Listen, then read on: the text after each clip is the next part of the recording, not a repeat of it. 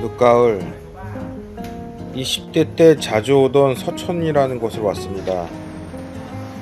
이렇게 말하니까 제가 뭐 또 엄청 나이가 든 것 같은데 아직 뭐 5학년 초반밖에 안 됐습니다. 그리고 여기는 뭐 저의 본적이기도 하고요.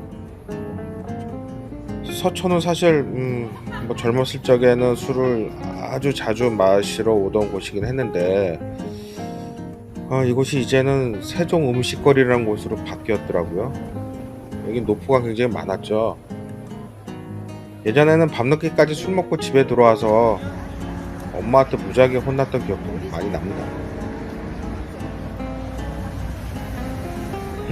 거리는 가을이 완전하고 서초는 골목길이 많아서 가끔 가다가 이제 제가 길을 헤맬 때가 있는데 뭐 이렇게 무작정 길을 걷다 보면 아주 우연한 곳을 마주치기도 합니다. 바로 작년 노벨 문학상 수상자 한강 작가의 책방입니다. 지금은 작가가 뭐 일을 안 하는 걸로 알고 있어요. 그래도 아직도 작가가 썼던 노트라든가 안경이라든가 책들이 있긴 합니다. 여기서 보니까 좀 신기한 생각이 들기도 하죠. 아직 생존해 있는데 말이죠. 서촌 골목길을 또 걸어가다 보면 근처 그라운드 시소라는 곳이 있는데 좀 독특한 형태의 건물이 보이죠. 여기가 뭐 사설 전시관이라고 하는 것 같은데 아무튼 하늘이 뻥 뚫리고 이렇게 아크형으로 된 건물이 좀 독특한 구조입니다. 그리고 그 옆에는 또 우연히 발견했는데 이 통이동 백송이라고 하는 하얀 나무라는 뜻을 가진 우리나라에서 가장 크고 아름다운 백송으로 기록된 나무래요. 1962년 천연기념물로 지정되었지만 97년도 7월에 집중호우로 쓰러지면서 현재는 밑동만 남은 상태입니다. IMF 직전이었죠.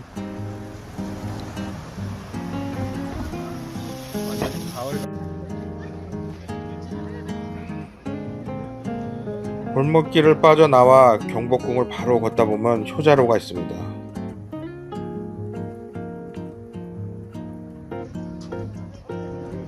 가을 여기서 와서 비로소 가을을 체험하네. 이곳에 온 이유는 바로 여기를 보기 위해서입니다. 보안여관이라고 합니다. 이 여관은 한 90년쯤 됐어요. 일제시대 때 많은 문인들이 여기서 작품을 쓰고 뭐 그랬던 것 같아요. 옛날에 그런 말 있잖아요. 골방에 갇혀서 예술한다고. 그런 곳이었죠. 저도 뭐 한때 담배를 잠깐 피기는 했었는데 당시에 많은 젊은 작가들이 줄담배를 펴가면서 개똥 철학도 논하고 두더지도 많이 잡고 뭐 그랬던 시절이 있었겠죠. 이제는 좀 많이 낡았는데 하지만 그 형태를 보존하면서 새로운 예술가들이 또 다른 선진 미술을 전시하고 현재를 살아가는 사람들한테 또 다른 의미의 시대 정신을 얘기하는 그런 장소로 바뀐 것 같습니다. 재미난 건 이 건물은 거의 뭐 리노베이션 같은 걸 안 하고 있는 그대로 보여주는데 그 위에다가 새로운 젊은 작가들의 작품을 전시함으로써 어떤 역사의 동질성, 통일성 이런 걸 통해서 시민들한테 공간의 다양한 정체성을 보여주는 것 같아요. 뭐 그런 의미에서 참 기분이 묘했습니다. 그리고 이 건물은 독특하게 옆에 있는 새 건물인데 그 북카페더라고요. 그 공간이 구름다리로 연결되어 있습니다. 2층에. 아주 독특한 느낌이 들었어요. 굉장히 오래된 낡은 여관과 새로 지어진 카페. 뭐 과거 현재가 이렇게 이어지는 듯한 그런 공간이었습니다.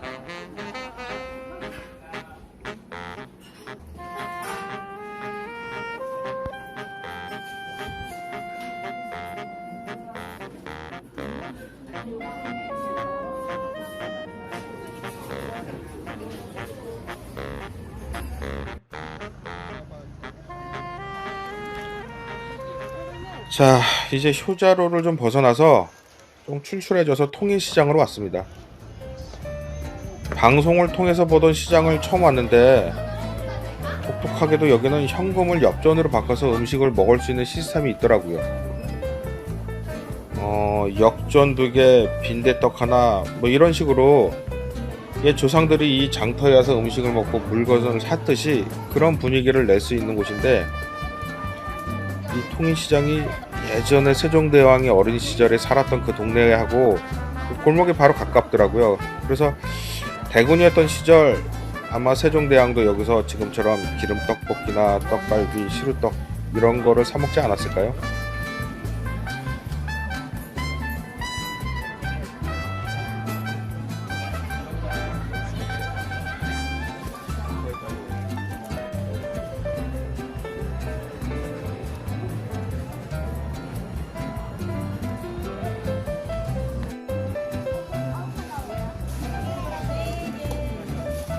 내가 쓰니까 더 이상 하지 말고.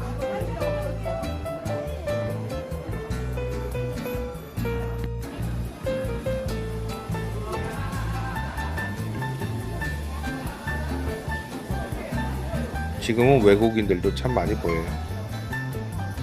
한참을 이렇게 걷고 구경하다 보니까 좀 피곤하죠. 그래서 작은 이태리 아이스크림을 파는 카페에 왔습니다. 근데 이 카페는 좀 독특한 게 피아노가 있어요. 근데 이 피아노가 100년이나 되었다고 하네요. 왜 여기 있는지 궁금해서 물어보고 싶었는데 꼭 참았습니다. 여기서 지친 다리도 좀 쉬고 떨어진 혈당도 채워봅니다.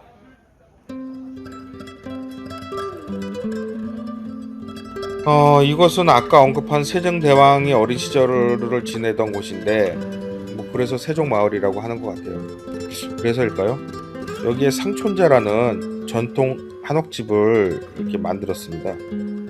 이게 뭐 아마 외국인 관광객들한테 보여주기 위한 뭐 그런 곳이기도 같은데, 아무튼간에 세종대왕도 대군 시절에 뭐 이런 집에서 살았겠죠. 왕족이었으니까.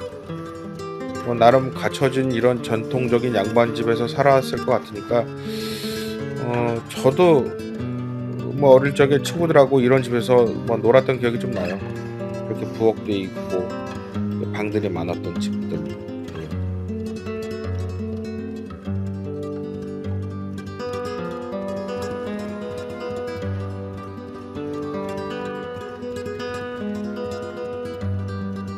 이 구들장 구조를 어설프게 기억을 하는데 이렇게 자세히 본 거는 처음이었던 것 같습니다.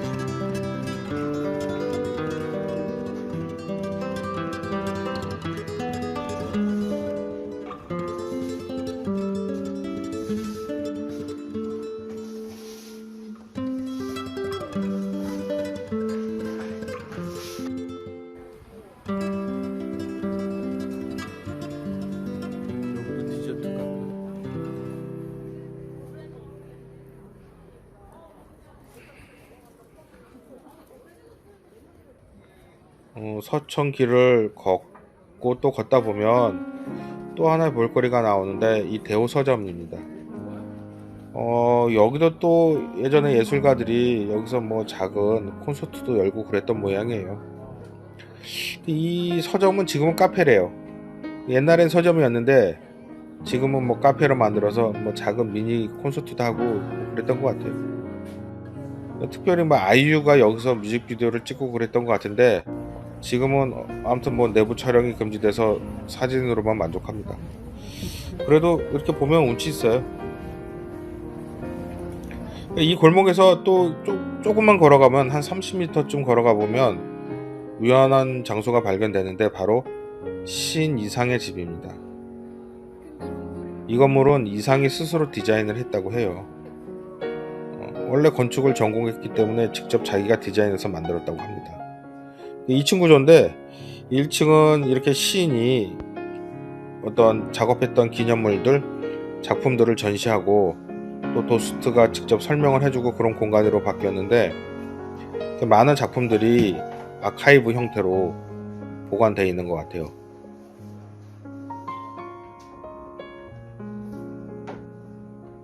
그리고 여러 서점들과 관련 신문 기사들도 이렇게 나와 있고, 이상이 젊은 시절에 유조를 했잖아요. 그럼에도 불구하고 이렇게 아직까지 우리 기억에 남아있는 거 보면 예술의 힘, 문학의 힘이 참으로 대단한 것 같습니다. 2층의 베란다에 보면 신 이상의 눈으로 바라봤을 인왕성도 보이더라고요.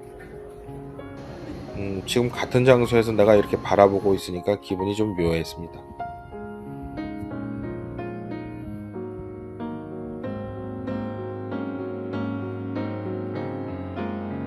이렇게 마지막으로 인왕산 계곡을 둘러봤는데요. 오늘은 이걸로 서촌의 여행을 마무리하도록 하겠습니다. 어떠셨나요? 재밌었다면 좋아요, 구독, 알림 버튼을 꼭 눌러주세요. 저는 다음 시간에 또 다른 곳에서 뵙겠습니다. 안녕.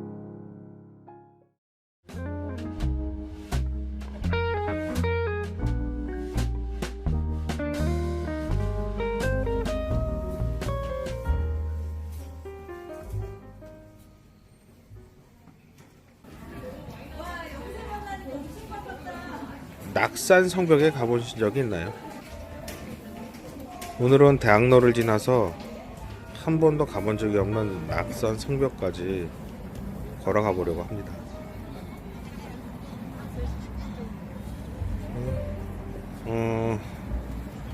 낙산 성벽 가는 길이 두 가지가 있는데요. 뭐 몇 가지 더 있겠죠. 뭐 제가 알기로는 동대문 쪽에서 가는 길하고 이렇게 대학로 쪽을 향해서 가는 길이 있는데, 저는 오늘 대학로를 거쳐서 가려고 합니다. 왜냐하면요, 대학로는 제게 좀 특별한 곳이기 때문이에요.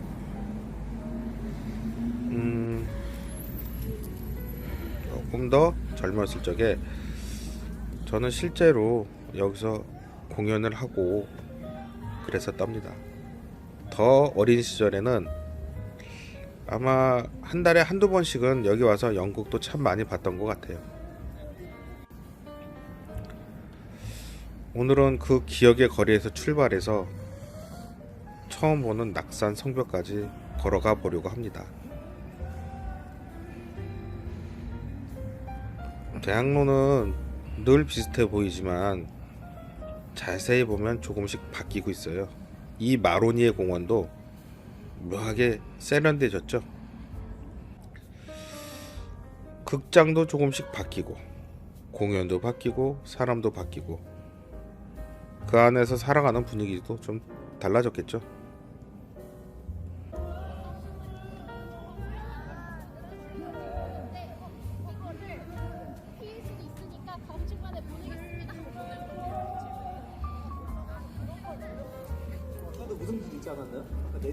여기에는 이 친구들처럼 저도 이 거리에서 지금 이 순간이 전부였던 시절이 있었습니다.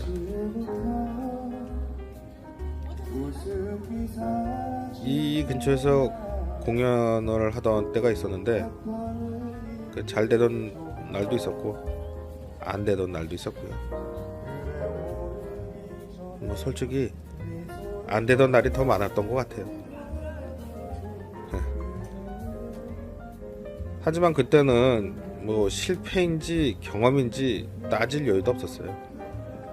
그냥 하루하루를 버티면서 살았던 것 같습니다. 그거 아세요? 저는 주인이 바뀐 것 같아. 카레를 무지 싫어했어요. 왜냐면 당시에 한 6개월을 카레만 먹었던 기억이 나요, 점심에.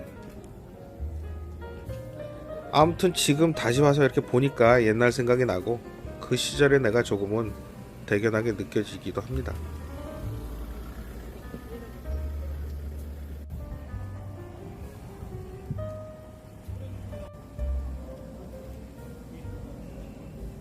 사실 한때 이 대학로가 좀 위기가 있었던 적이 있었어요.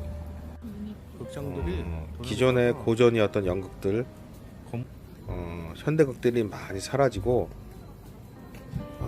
좀 야릇한 그런 공연들이 많았던 적도 있었고, 또 코미디 홀 같은 것들이 활성화돼서 방송을 통해서 데뷔했던 그런 개그맨들이 이 대학로에서 공연을 많이 했었는데, 뭐 이렇게 유행 따라 지나가는 것 같아요.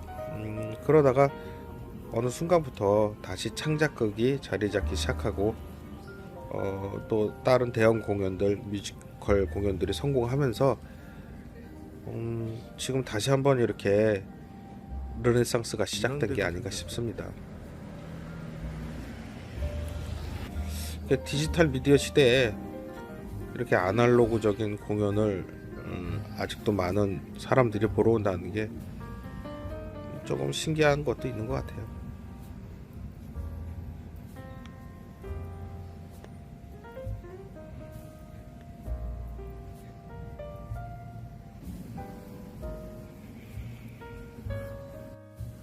대학로를 벗어나 이렇게 좁은 골목으로 들어서면 분위기는 조금씩 달라집니다.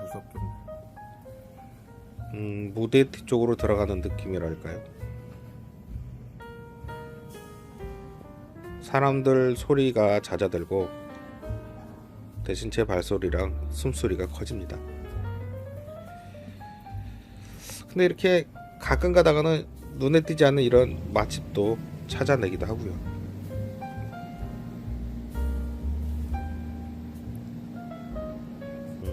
여기 이 이발관은 나름 뭔가 낭만 있죠? 기회가 되면 한번 머리 깎고 싶네요.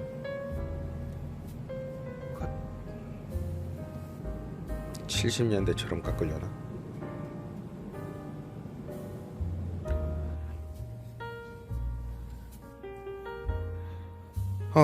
이 성벽까지 가는 길은 참 고단합니다. 이렇게 언덕을 올라가야 돼요. 예전에 제가 왔던 맛집도 있고요.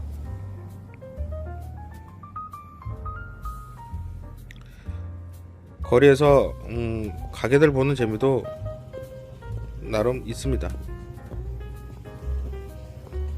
이 가게들 제목이 웃겨요. 태초에 콜라가 궁금하신가요? 안 궁금한데. 털찌니? 털이 살이 쪘다는 건가요? 아직도 500m는 올라가야겠죠. 무모한 상점. 야, 이쯤 되면 여기 무슨 경연대회를 해서 가게 이름을 붙이는 것 같아요. 지금 얘네들이랑 나랑 똑같아. 화단을 정성스럽게 가꾸고 있습니다. 부디 망치지 말아주세요. 아무래도 이 언덕은 역설의 미학이 있는 것 같습니다.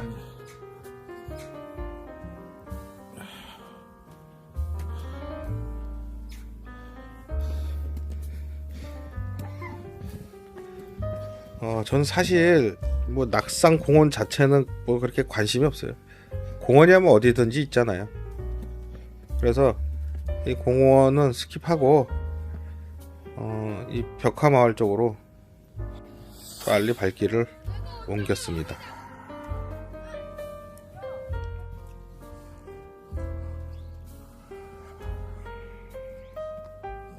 이렇게 가는 길에도 이렇게 설치 미술들이 있어서 가는 길이 심심치 않았습니다. 여기 보니까 낯설지 않은 작품이 하나 있는데요. 이게 굉장히 유명한 조각가인데 조나단 보로프스키라고 우리나라 아마 교보문고인가? 뭐 그쪽에도 하나 있을 거고요. 아무튼 와서 보시면 좋을 것 같습니다. 이 벽화마을은 사실 기대를 많이 하진 않았어요. 뭐 이미 많이 있잖아요, 이런 벽화마을들이. 근데 이렇게 골목을 걷다 보니까 여기는 관광지가 아니라 그냥 누군가가 살고 있는 동네라는 게 느껴졌습니다. 이쁘죠? 누가 이렇게 가꿨을까요?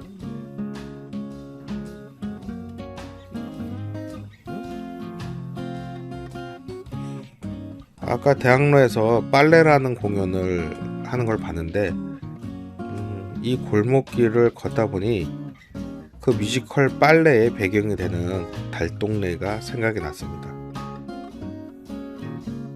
마치 그 뮤지컬의 세트장 같은 느낌이 들었어요. 사진보다 사람보다 이 생활의 흔적이 더 많이 보이는 그러한 곳이 아닌가 싶습니다.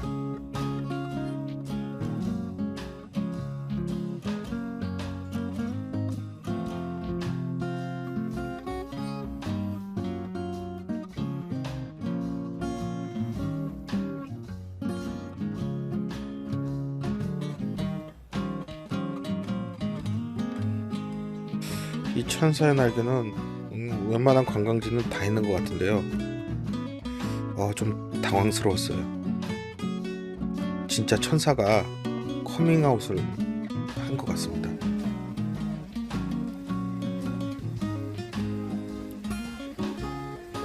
여기는 정말 제가 처음 보는 광경인데요. 서울에서도 이런 곳이 있었다라는 게 참 신기했습니다.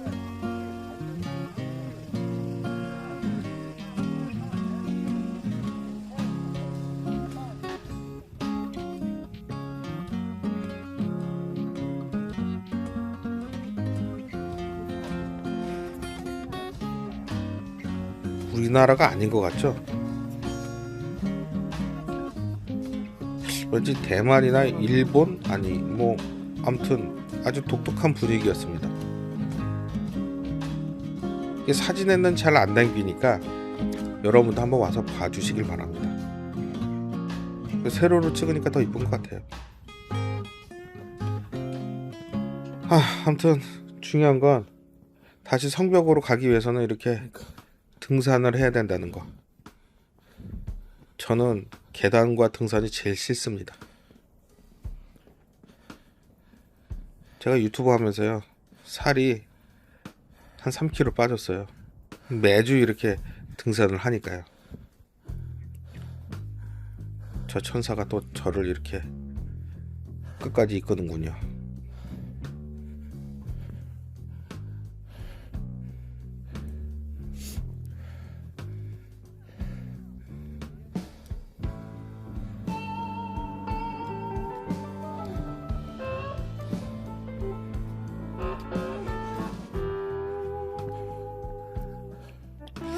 저는 이 성벽을 처음 봤을 때 생각보다 훨씬 좋았습니다.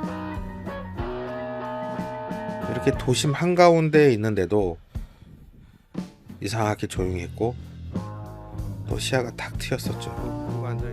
서울에 이렇게 숨 쉴 수 있는 공간이 아직 남아있다는 게 좀 놀라웠습니다. 예쁜 카페도 있고요.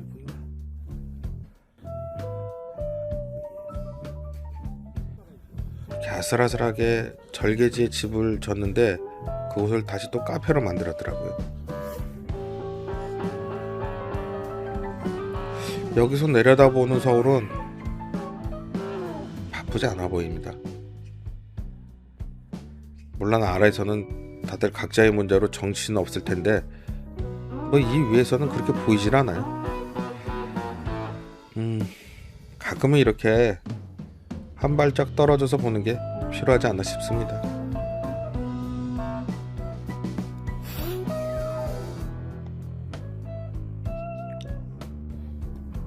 여기 이쁜 카페들이 너무 많아서 들어가고 싶었는데 저희 제작자이자 스크립터이자 조연출이자 PD가 굳고 만류하더라고요. 비싸다고.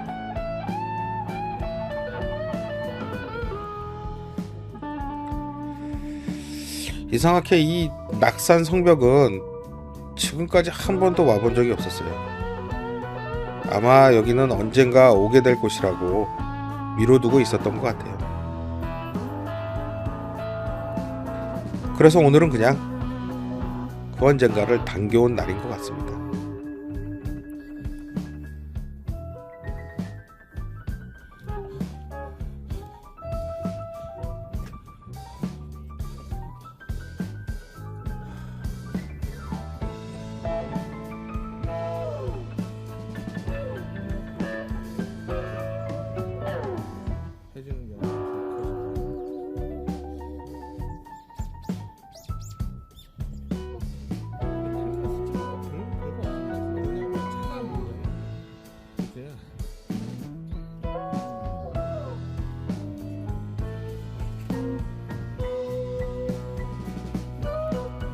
결국은 천사를 꼬드겨서 이렇게 커피 한 잔 마시러 왔습니다. 다리도 아팠고요.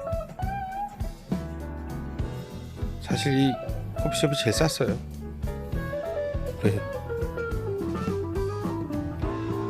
이 집을 개조해서 그런지 굉장히 좁았어요.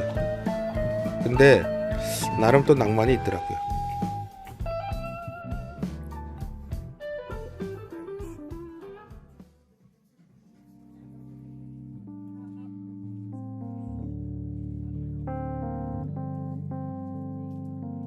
거리는 어느새 어둠이 찾아왔네요.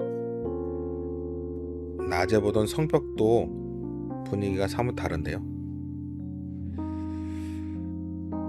밀란 쿤데라의 느림이란 책이 생각났습니다. 속도가 빨라질수록 인간은 망각에 가까워진다. 이 대학로가 빠르게 변하고 또 이 미디어 시대에 영국이라는 고전, 또 이렇게 수백 년 된 낡은 성벽 배경으로 보이는 마천루, 또 이 낡은 집들의 세련된 카페의 모습들 이 모든 것들이 좀 모순돼 보이지만 이렇게 사람들이 인위적으로 만들어낸 새로운 창조적 편집법이 아닌가 싶습니다. 그래서 캐드원 같은 작품이 나온 게 아닐까요?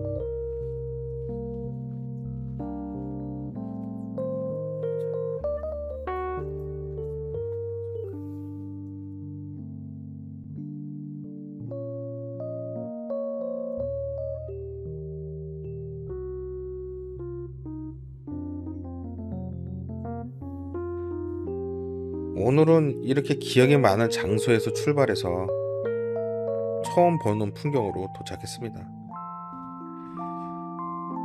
과거와 현재가 이렇게 딱 중간에서 만난 느낌이랄까요?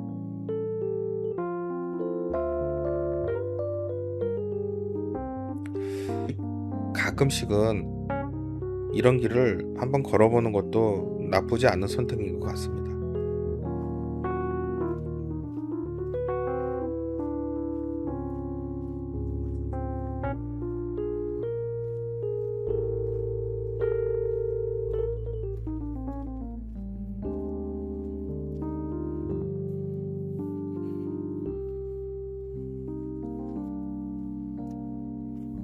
이 대학로에서 낙산 성벽까지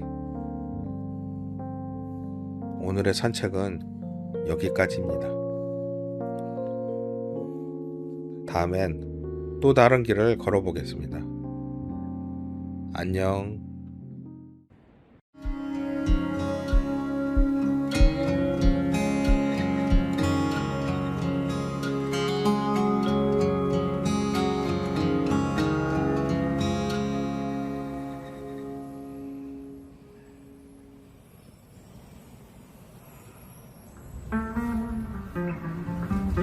오늘은 해방촌에 왔습니다.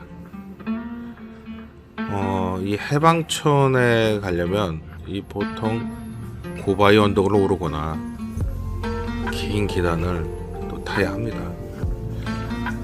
아시죠? 제가 제일 싫어하는 계단. 근데 마침 여기에 이렇게 엘리베이터가 있네요. 여기 108계단이라고 하는데 근데 또 알고 보니까 이 계단이 일제강점기 때 경성 호국신사라는 곳으로 향하던 그 길이었대요. 그 길을 이렇게 계단으로 만들어 놨다고 하더라고요. 뭐 조금 찝찝했는데 뭐 무슨 상관이 있겠어요. 이제 지금은 그냥 사람들이 오르내리는 길이다, 뭐 그걸로 된 거죠. 뭐 그죠? 뭐 아무튼 이 엘리베이터가 만들어진 이후에 사람들이 이렇게 편안하게 집으로 갈 수 있게 돼서 뭐 그나마 다행인 거죠.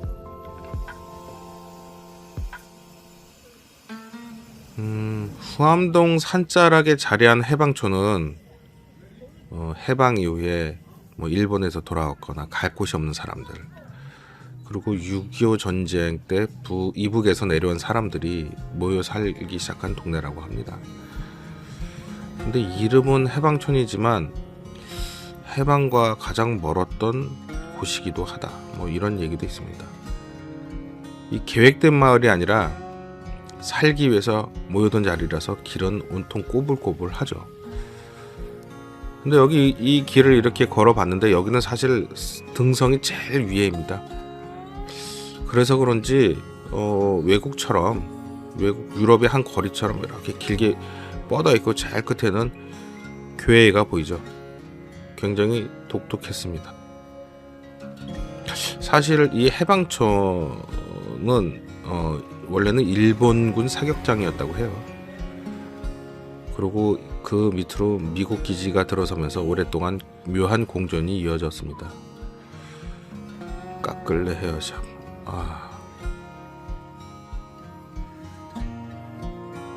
아무튼 이 언덕 위에 세워진 이 마을은 늘 이렇게 계단, 언덕길이 있어서 사람들이 오가기 꽤 고되었던 그런 장소가 아니었나 싶습니다. 물론 지금도 그렇고요.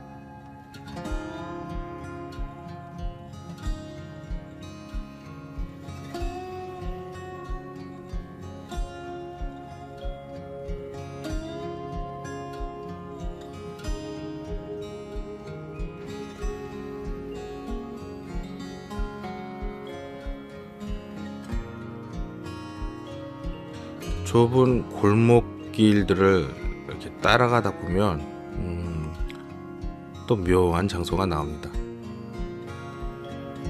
마치 영화 세트장 같죠? 이렇게 길 끝에 나오는 곳이 바로 신흥시장입니다. 아마도 해방촌의 시간을 가장 잘 보여주는 곳이 아닌가 싶습니다.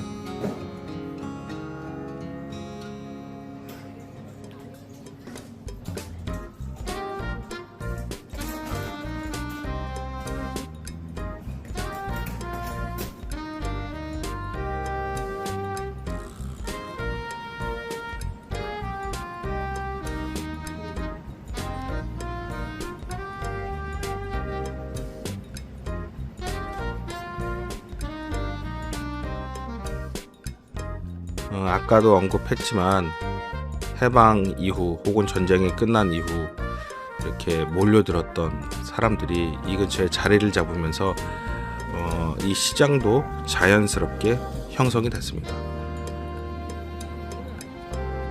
처음서부터 이렇게 계획된 시장이 아니었던 거죠. 뭐 사실 대부분 시장이 그렇지 않나요?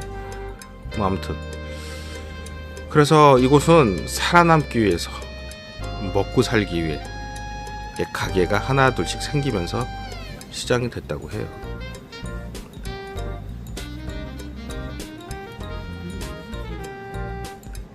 그래서 골목은 좁고 구조는 정돈되지 않았고 또 이렇게 층층이 쌓인 흔적이 그대로 남아 있습니다.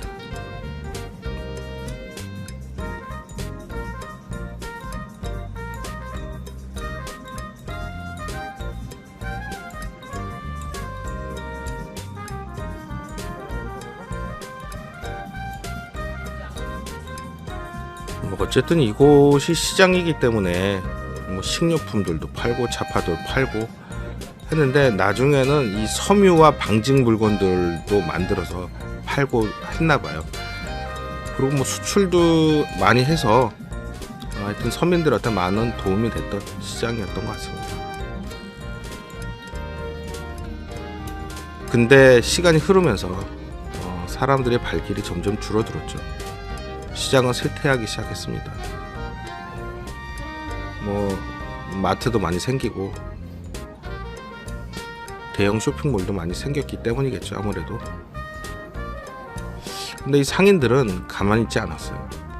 뭔가 해봐야겠다라는 판단을 해서 이 빈 가게에 카페와 식당에 들어서고 젊은 창업자들이 하나둘씩 모이면서 이 신흥시장은 다시 조금씩 숨을 쉬기 시작했습니다.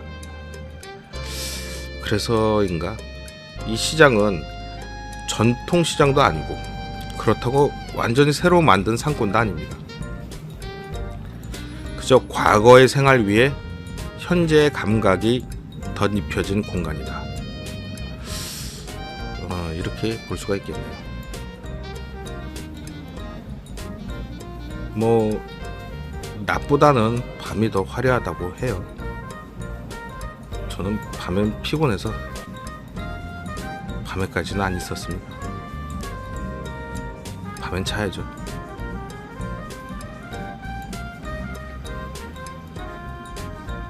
뭐 아무튼 그래서 그런지 그 넷플릭스의 사랑도 통역이 되나요? 뭐 저도 봤는데 뭐 그 드라마가 여기서 촬영될 정도로 밤에는 참 이쁩니다. 와서 보세요.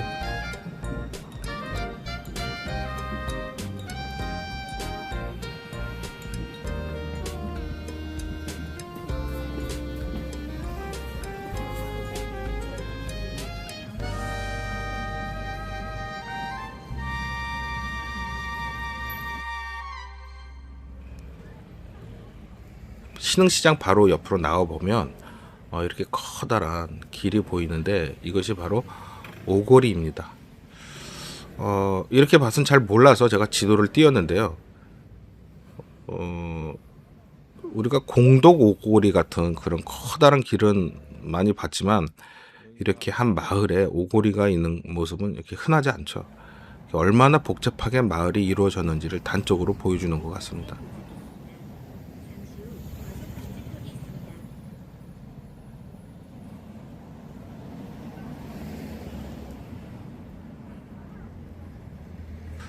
요즘 해방촌은 말 그대로 핫한 동네인 것 같아요. 젊은 사람들로 붐비죠. 근데 이게 한국적이라기보다는 뭔가 여러 문화가 섞여 있는 그런 멀티컬처가 존재하는 그런 공간이 아닌가 싶습니다. 마치 이렇게 보면 홍콩 같아요, 사실. 아마 이태원이 가까운 것도 그 영향이 있었을 겁니다. 지금은 낮이라서 이렇게 가게들이 뭐 활발하지 않는데 이게 저녁이 되면 막 줄을 쓴다 그래요, 젊은 친구들로. 그래서 저는 저녁에는 안 옵니다. 줄 서는 것도 싫어해요. 젊은 사람들의 핫플레이스로 불리는 이 동네는 그렇게만 부르기에는 조금 부족하다. 왜냐하면 이 해방촌은 먼저 정착보다는 체류에 가까운 동네다. 오래 사는 사람보다 잠시 머물다 떠나는 사람들이 그만큼 많다라는 거죠. 그래서 늘 낯선 얼굴이 있고 동네는 계속 바뀝니다. 이곳에는 외국인, 예술가, 프리랜서가 유난히 많이 산다고 합니다. 시간표가 다른 사람들, 일의 형태가 고정되지 않은 사람들이 이 동네의 리듬을 만듭니다. 그래서 해방촌은 완성된 공간이 아니라 진행 중인 공간이다. 이렇게 볼 수 있죠. 가게는 자주 바뀌고 간판은 덧붙여지고 골목은 계속 다른 얼굴을 보여주는 것 같습니다. 그래서 이곳은 유행을 따라서 온 사람들보다는 그냥 자기 취향을 들고 온 사람들이 많다.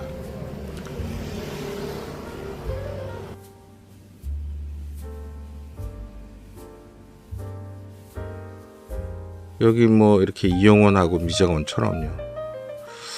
주인이 같을까요? 그 핸드폰을 들어서 전화해 보려다가 참았습니다. 이게 겉으로는 되게 힙해 보이지만 속은 꽤 거칠고 솔직해요. 그러니까 정돈되지도 않고 또 급하게 만든 가게가 있는 것 같고 이렇게 불편한 동선까지 이 동네의 일부가 아닌가 싶습니다. 이게 해방촌은 이게 젊음의 소비지가 아니라 실험실에 가깝다. 새로운 시도들이 잠시 머물고 안 맞으면 사라지고. 그래서 해방촌은 늘 붐비지만 완성되어 있지 않는, 아마 미완성의 상태가 이 동네의 가장 큰 매력이 아닌가 싶습니다.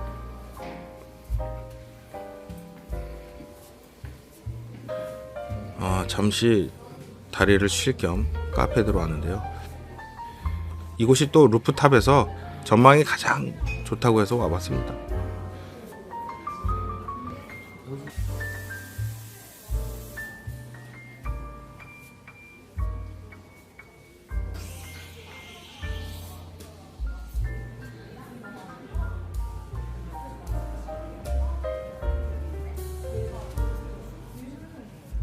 테이블 색깔이 열정적이죠.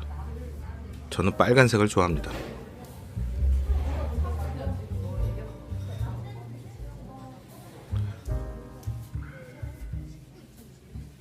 오늘도 역시 천사와 함께 하고 있습니다. 이 천사는 뭐 제작자이기도 하고요, PD이기도 하고 조감독이자 스크립터입니다. 사실 무엇보다 집주인이기도 하고요. 잘 보여야 돼요. 이 커피도 집주인이 사줬어요.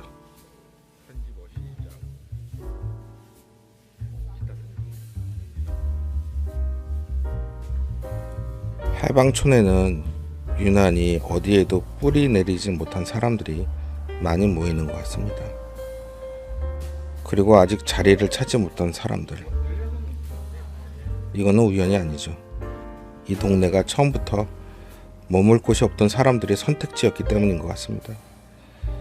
그래서 이곳은 오래 사는 사람보다 잠시 머물다 떠난 사람들이 많고, 해방촌은 지금도 누군가의 목적지가 아니라 잠시 숨을 고르는 경유지인 것 같습니다.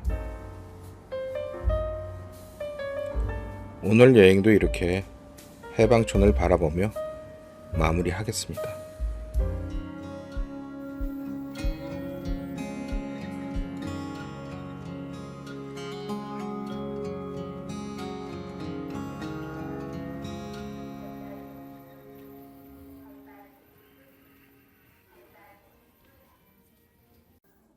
안녕하세요. 오늘은 광화문 근처에 있는 전시관들을 가보려고요. 날씨도 춥고 바람도 불고 해서요. 먼저 서울공예박물관으로 가는 길인데 오랜만에 근처 인사동에 먼저 들립니다. 인사동 오랜만이네요. 이곳은 전통이라는 말로 설명되지만 사실은 늘 변해온 동네 같습니다. 예전의 인사동은 조금 어수선했죠. 찻집과 화랑, 필방과 골동품 가게들이 자연스럽게 섞여 있었습니다. 특별히 볼거리를 찾지 않아도 그냥 걷는 것만으로도 시간이 느껴지는 그런 곳이었습니다. 그래서 인사동은 늘 애매한 얼굴을 하고 있는 게 아닌가 해요. 전통거리라고 부르기에는 너무 상업적이고 관광지라고 하기에는 오래된 기억이 너무 많습니다. 그래서일까요? 이 골목은 처음부터 단정했던 적이 없습니다. 여기 이 100년 된 식당처럼요. 맛있어요.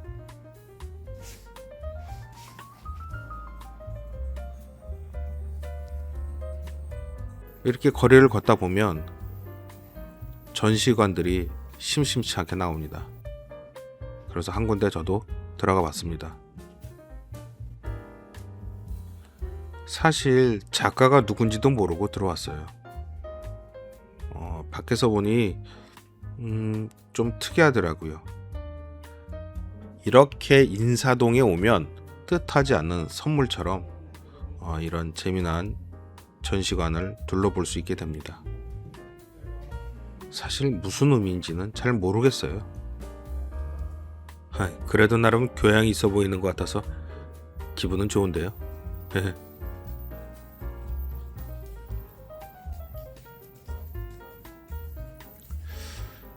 이 인사동 이야기를 하다 보면 꼭 불편한 대목을 지나가게 됩니다. 바로 일제강점기 때 얘기죠. 인사동이 형성된 얘긴데요. 조선의 경제가 말도 못하게 망가졌을 때 양반들이 본인들이 소유한 책이나 도자기, 그림들을 이 골목을 통해서 팔았다고 합니다. 누군가는 지키려고 팔았고, 누군가는 먹기 살기 위해서 넘겼고, 또 누군가는 노골적으로 빼앗았던 거죠. 그래서 인사동의 공예는 아름답기만 하지는 않습니다. 전통이면서 동시에 거래의 기록이죠. 그랬던 지금의 인사동은 많이 달라졌어요. 길은 정돈됐고 표정은 밝아졌지만 어디선가서는 관광지처럼 정해진 동선위를 걷는 그런 느낌도 듭니다.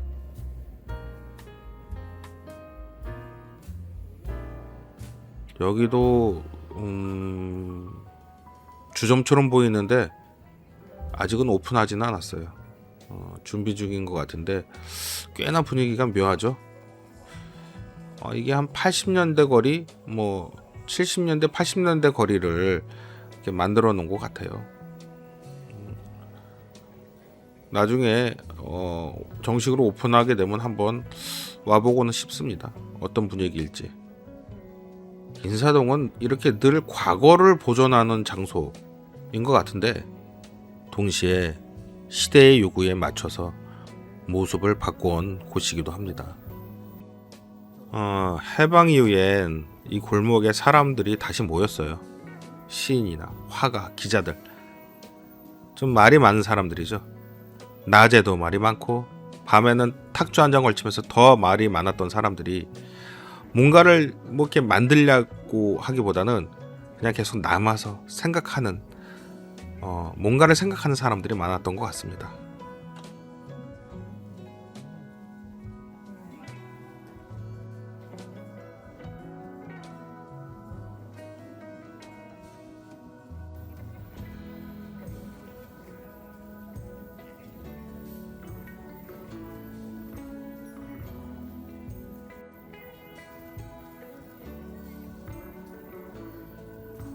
그래서 이 동네를 걷다 보면요, 전통이란 무엇인가라는 질문보다는 우리는 무엇을 남기고 무엇을 바꿨는가라는 생각을 하게 됩니다.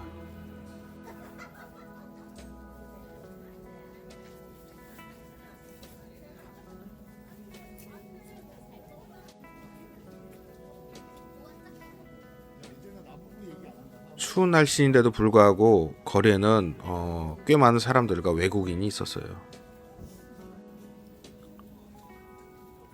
또 다른 전시관에도 들어왔는데요. 역시 여기도 잘 모르는 작가예요. 근데 그림들이 시원시원해서 들어와 봤습니다.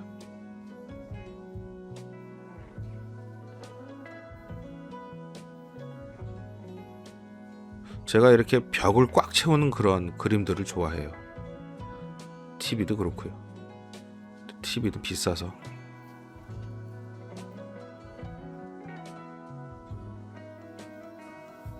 어떤가요? 그럴듯해 보이지 않나요?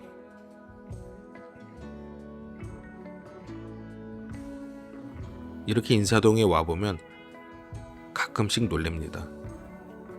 못 보던 건물들이나 상점들이 많이 늘어났거든요. 그리고 굉장히 현대적으로 바뀌었죠. 제 나이 또래의 젊은 사람들도 참 많이 와요.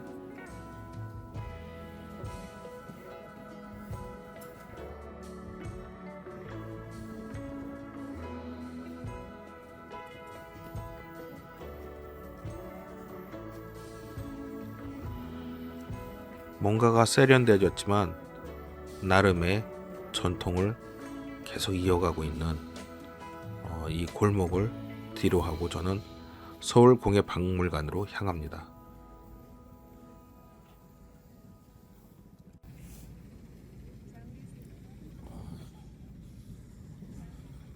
눈이 와서 그런지 더 추워 보이죠?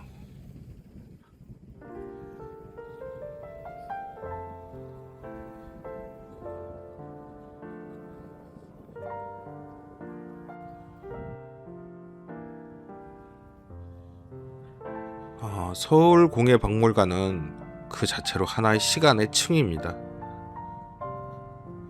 이 자리는 왕실의 공간이었고 근대에서는 관청이었으며 지금은 공예를 통해 시간을 이야기하는 장소가 되었습니다.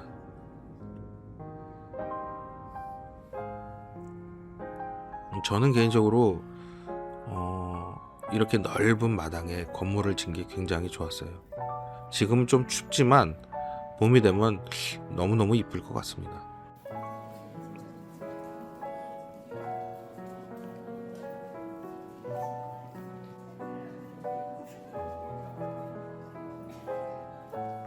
오늘 이곳에서 만나는 전시는 금기숙 작가의 기증 특별전이라고 합니다. 이게 타이틀이 있어요. Dancing, Dreaming, Enlightening. 발음 괜찮나요? 뭐 저는 이 작가에 대해서는 잘은 몰라요. 다만 한국 패션과 섬유예술을 얘기할 때는 빠질 수 없는 인물이라고 합니다. 근데 이번 전시는 유리공예와 와이어를 이용해서 작품을 만든 것 같은데 굉장히 독특했습니다.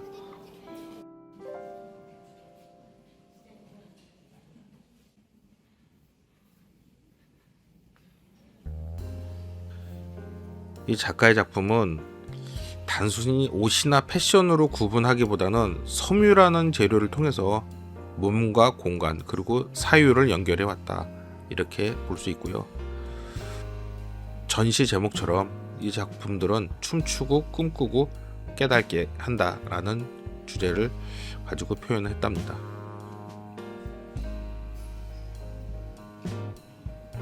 굉장히 섬세해요. 이 손으로 만든다는 행위, 이거는 시간을 들여 뭔가를 쌓아 올린다라는 그런 태도고, 공예가 지닌 느린 속도가 우리에게 무엇을 남기는지 질문을 던지는 듯 합니다.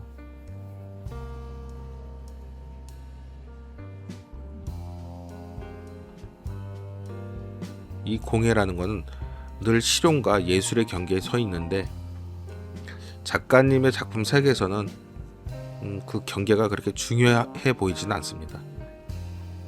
중요한 건 바로 손이 생각한다는 사실 같습니다.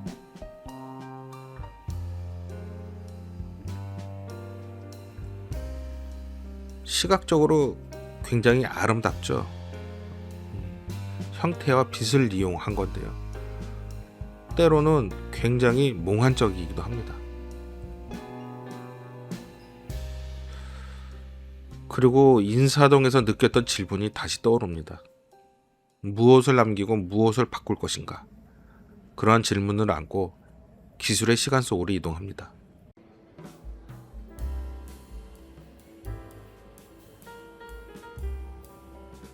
바로 이것은 KT 본사가 있는 곳인데요. 여기 2층에 온마루라고 전시관이 있습니다. 이곳에서 통신의 발전을 다룬 전시가 진행되고 있다고 해서 와봤습니다. 통신은 늘 우리 곁에 있지만 우리가 그 존재를 의식하는 순간은 그렇게 많지는 않은 것 같아요. 전화가 연결되고 메시지가 도착하고 영상이 끊임없이 재생되는 일상이 너무나 당연해졌기 때문인 것 같아요. 전시관은 과거의 통신 장비부터 시작해서 현재 디지털 장비까지 이어지는 그 흐름을 보여주는 것 같습니다. 저는 처음 보는 그런 장비들도 많이 있는데요. 또 천사가 그새를 못 참고 이것저것 만지면서 뭔가를 시도합니다. 저러다 망가질 것 같은데.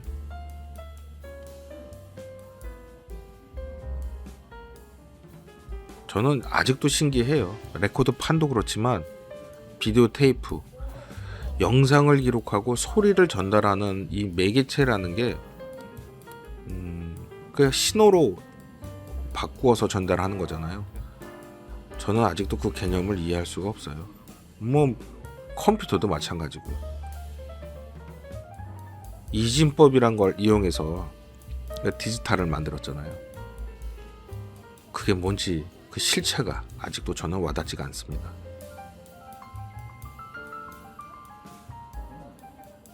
이 기술의 발전이라는 것은 단지 속도의 문제만은 아닌 것 같습니다.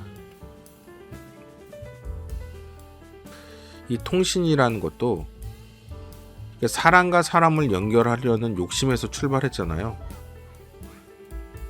공예가 손의 언어라면 통신은 연결의 언어다. 뭐 방식은 다르지만요.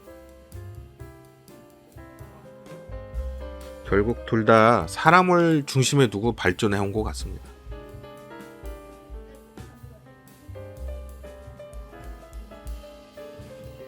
이 PC 통신이 한창 발전하기 시작했던 때가 이제 90년대잖아요. 서태지도 있고 영화 접속도 있고. 저는 이 시대에는 사실 컴퓨터를 잘 몰랐어요.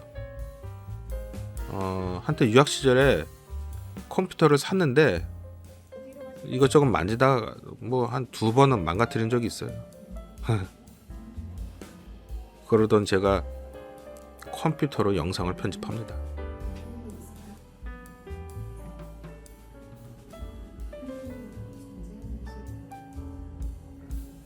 오늘 이 하루의 동서는 우연처럼 보이겠지만 사실은 하나의 이야기로 이어져 있습니다. 변화를 거듭해온 인사동과 통과 시간이 만든 공예의 세계, 그리고 보이지 않게 우리를 연결해온 기술의 역사. 모두 다른 언어를 사용하는 것 같지만 같은 질문을 던지고 있습니다. 우리는 어떤 방식으로 시간을 남기고 또 어떻게 다음 세대와 연결될 것인가? 그 질문을 마음에 남긴 채 오늘의 산책을 마칩니다.